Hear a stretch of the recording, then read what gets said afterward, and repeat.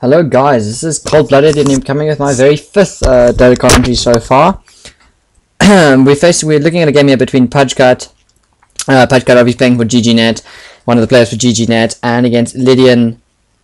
These aren't exact teams, or anything perfect, or high-ranking teams at the moment. But we do have a lot of good players. We have one of the DTS players here. We have two Navi players here. Very up-and-coming team at the moment. We've got Vigos playing over here. We've got Kev and we've got Pajkatt. Not who Boom Shakalaka is, but I know Luminous has done a commentary on already. And so, yeah, it's got a good rating on Go-To Gamers, and I just like the picks and bans. Looked very interesting. So I decided, well, hey, why not? I'll leave all the nice replays for Luminous to cast, to go up on its front page, and I'll hopefully entertain you guys, other members on the Go-To Gamers on Dota commentaries with some more unusual games, unusual playing styles, and try to get you guys some more commentaries to watch. I know there's never enough for me. If I've got any free time, I can log on and check something out. So I hope that's here. Shout out at the moment must go to Luminous and Submood at the moment, really helping me out with my commentaries, giving me some great feedback. Also shout out goes to Doc. He's been in contact with me. I haven't actually returned the favor yet. Gonna hook up with him on TeamSpeak sometime. Just trying to get sorted for university at the moment.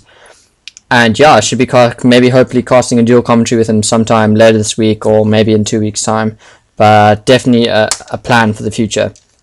Anyway, jumping into this picks and bans phase here, we are playing a CM here, and this is I think this is 6.71B, the usual map. We're seeing Batrider, Morphling, Windrunner ban, very standard bans there. Batrider, obviously a good solo hero, good tri-lane hero, and a good roaming hero. That's the reason why he gets banned. Morphling, too much analysis has been on Morphling and Windrunner at the moment. Just generally good picks over there. Invoker being picked at the moment. Like I said, he's been picked more in the recent phases, 6.69, simply because he's an all-round hero and he can, really play different roles, and he's a really good solo mid hero. Is massive AoE, so that's why he's being banned here. And I agree with that ban. I think if you see someone with insane micro skills who's been playing too much StarCraft, facing up against Invoker with that sort of micro is just an insane challenge. Visage being banned simply because of all-round performance in a tri-lane, high nuking power early game, and high tanking power and usefulness in terms of familiars with roaming and that sort of idea. AA being banned by a lot of captains, and it's an on and off sort of thing. A lot of captains don't fear him, fear him. I think it's a him. Some captains do, and we're seeing him banned more and more often. Simply his ulti is a devastating force, and he's a really good babysitting hero. He can sit in lanes, but we've seen him as well, a babysit as well as solo lanes, get up his farm early, get that ulti up early, and then can be used as a global initiator, as well as a global, to stop pushes, farming. It's got a super low cooldown, and with a good mana pool, this AA becomes almost unstoppable in terms of supporting, in terms of team fights. So that's why he's being banned. In terms of picks for Pajkatt here, we see a Clockwork, a CM, and a Puck. Very good picks here. We see Pajkatt going for CM just for the support aura, for Clockwork to spam his rockets, and for Puck to spam a illusory orb, which will assist both the Clockwork and the Puck. In terms of getting farm, we're probably going to see a Clockwork solo, maybe a Puck solo too. I don't know what's going to happen over here in terms of laning styles, but the CM's really there to support these two in terms of getting the mana. And yeah, two long range initiators here being picked by Pajkatt.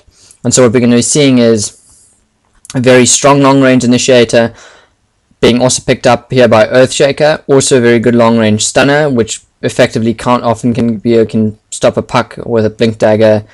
Also a good block, maybe stops this Clockwork being able to pull off an effective battery assault, but also a very good long range initiator, and sets up good team fights. Vengeful Spirit really adds to the DPS damage of this team. One of the best support here, in fact the best support hero still in the metagame, hasn't been nerfed at all. And our last hero here, Lich,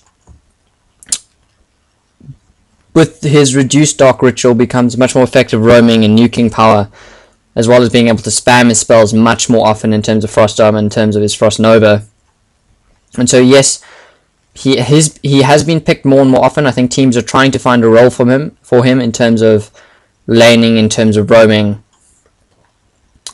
and really trying to find out how a reduced cooldown and Dark Ritual can affect his laning performance. We have seen effective plays by him, and we have seen effective nuking power. I saw a commentary where he soloed was in a tri lane against a solo Clockwork. Clockwork was really pushed onto the back foot. He was in a lane, a dual lane with Lich, Earthshaker, and Morphling against Clockwork, and Clockwork really got bullied out of the lane simply by the spamming power of the Lich. So that's the effectiveness of putting Lich into a tri lane. In terms of babysitting a hero, really does give you lane dominance and allows your carry hero in that tri lane to get up a lot of farm. Here we see Sniper picking Pajkatt. Is going to definitely be either playing in a tri lane or soloing mid. This isn't a very serious game, so he might solo mid and take that risk, but he could be thrown into a tri lane and let this Puck and let this Clockwork solo their respective lanes, and then let the Sniper sit in the lane and pick up some farm, which is a wise option.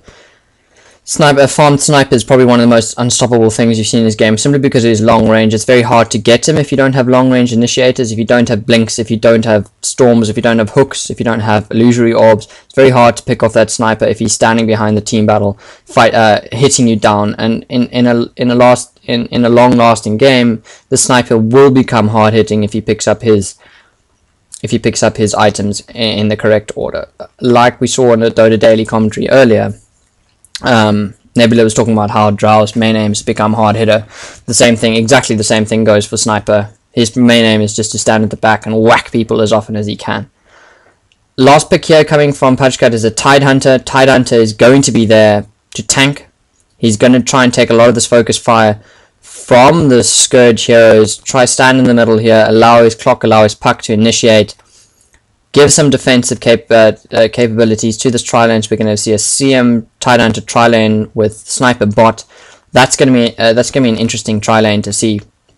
And Tidehunter is really going to hopefully pick up his early levels, pick up his ulti, and then go stand in a lane and go start roaming the map, start picking up some kills. And in the late game, he's really going to be there to try pick up as much damage as possible. The last two picks for Scourge were the Necrolite and a Obsidian Destroyer. Obsidian Destroyer, let me just turn on my health bars quickly for you.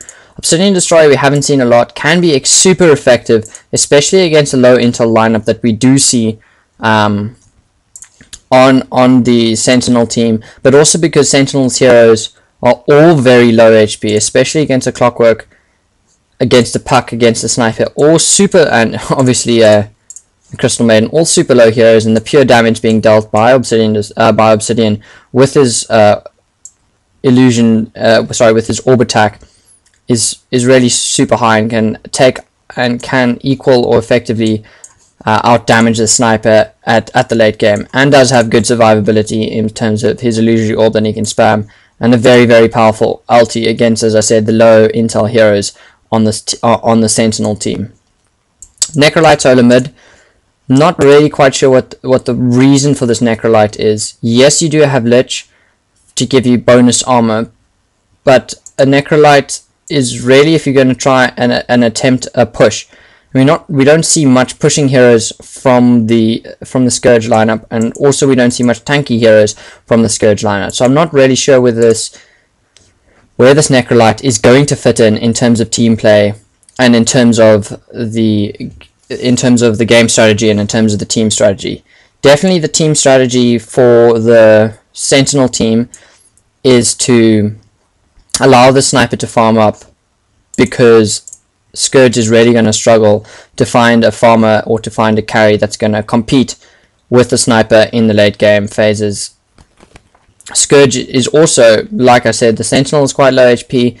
The Scourge is also quite low HP. Maybe the Necrolite was picked to try and counter that Sniper late game,